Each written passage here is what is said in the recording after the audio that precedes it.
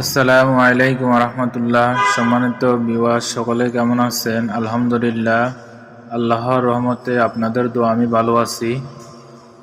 এখন ক্যামেরায় যে ভিডিওটা দেখতে পাচ্ছেন, গত বছর এই মাঠেই একটা বিশাল বড় কোরআনের মাহফিল হয়েছিল।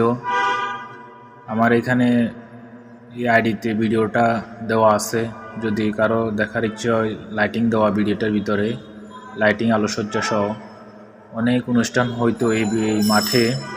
বিশেষ করে কোরআনের মাহফিলটা হয়েছিল। এখন আর হওয়া সম্ভব হবে না। এখানে বহুতল ভবনের কাজ চলতেছে। দেখেন, বিশাল বড় এক বিল্ডিং।